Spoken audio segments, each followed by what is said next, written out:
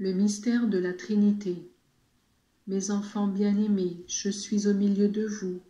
Je veux vous donner paix et joie. Je suis le Fils de Dieu et de Marie.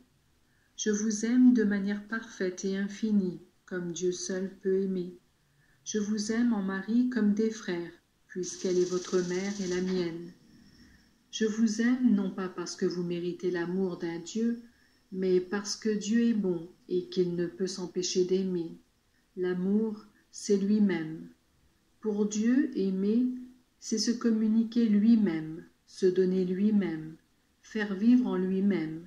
Aimer, c'est vouloir votre bonheur parce que vous êtes à lui. Je sais que certains désirent avoir quelques explications sur le mystère de la très sainte Trinité, qui a un si grand rôle dans la vie de l'homme. Il y a ceux qui se demandent « Dieu est-il un ou trois ?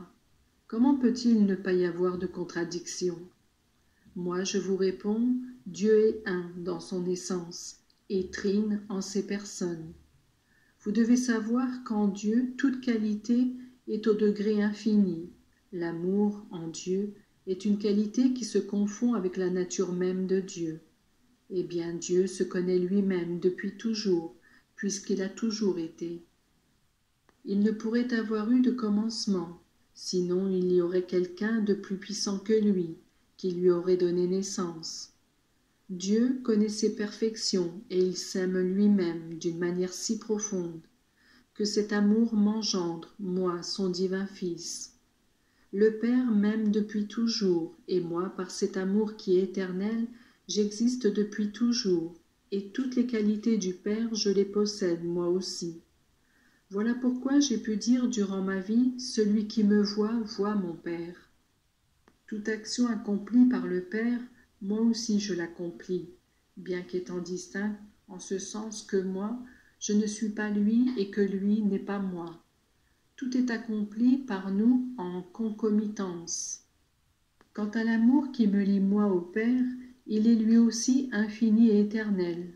De la force et de la puissance de cet amour procède une troisième personne, en tout égale à nous, qui s'appelle l'Esprit Saint. Dès l'éternité, Dieu ne pouvant contenir cet amour infini, désira avoir des créatures sur lesquelles le rependre. Voilà pourquoi Dieu créa l'homme. Si vos premiers parents étaient restés fidèles à Dieu, la vie d'union avec lui aurait été le plus grand bonheur pour eux et pour toute leur descendance. Vous savez qu'un grave péché d'orgueil et de désobéissance ruina l'œuvre de Dieu et apporta dans le monde le péché et la mort. Fit encore la très sainte Trinité en faveur de l'humanité qui avait gravement offensé Dieu et de ce fait méritait la perdition. Le Père m'envoya sur la terre, moi son divin Fils, afin que sous les apparences de l'homme, je puisse par mon sang effacer la grande offense que Dieu seul pouvait réparer. Dans la plénitude des temps, après que les prophètes eurent au cours des siècles annoncé et prédit dans les moindres détails ma venue, ma naissance, ma vie, ma mort et ma résurrection, moi je vins, et en moi s'accomplirent toutes les prophéties. Je suis venu comme médecin pour soigner, comme pasteur pour garder, comme maître pour enseigner. Mais ma vie terrestre, en tant que Dieu fait homme, ne dura que 33 ans. Il fallait que les hommes, passés sur la terre après moi, eussent une assurance, une ancre de salut, une garantie et les moyens de faire leur salut. Voilà pourquoi j'ai fondé l'Église, dont je suis le chef invisible, et lui ai donné en dépôt les vérités que j'avais enseignées et qui devaient être ajoutées à celles que Dieu avait révélées précédemment.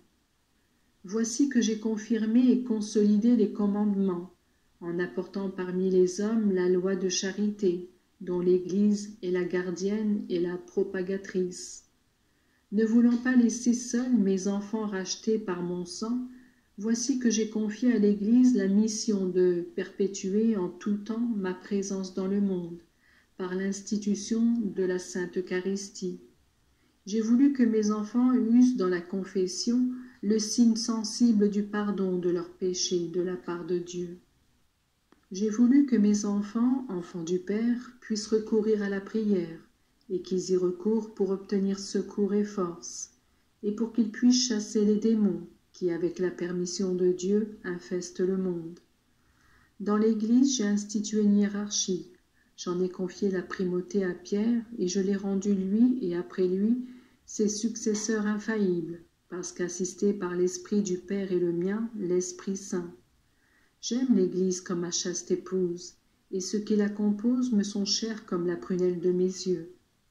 En elle, il y a ceux qui dirigent et ceux qui apprennent, mais dans l'amour mutuel et dans l'aide fraternelle, on doit former comme une grande unité. En chacun de ces enfants qui devraient m'aimer et me suivre, le respect doit faire voir mon propre visage. Chacun à sa place avec sérénité et justice devrait accomplir son devoir lié uniquement par la loi de la charité. Déjà ici, sur la terre, c'est mon royaume, royaume de ceux qui combattent contre le mal et le malin pour atteindre, à travers la croix et une vie chrétiennement vécue, la sainteté à laquelle ils sont appelés. Ce n'est qu'à la fin des temps que le royaume de Dieu sera enfin complet quant au nombre des élus. Dieu se répandra sur ses saints et sur les anges du ciel, en communiquant son amour de façon parfaite à toute créature. Les mystères qui constituent maintes fois l'objet de vos préoccupations vous seront révélés selon la capacité d'entendement limitée de l'être humain.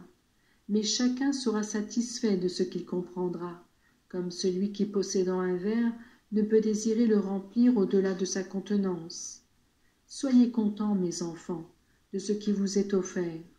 De même que vous n'allumez pas une lampe pour la mettre sous le lit, ainsi aimez comprendre et faire connaître avec simplicité ces vérités, qui vous révèlent l'amour du Père, du Fils et de l'Esprit Saint, lequel travaille inlassablement afin que l'Église soit sainte en tous ses membres.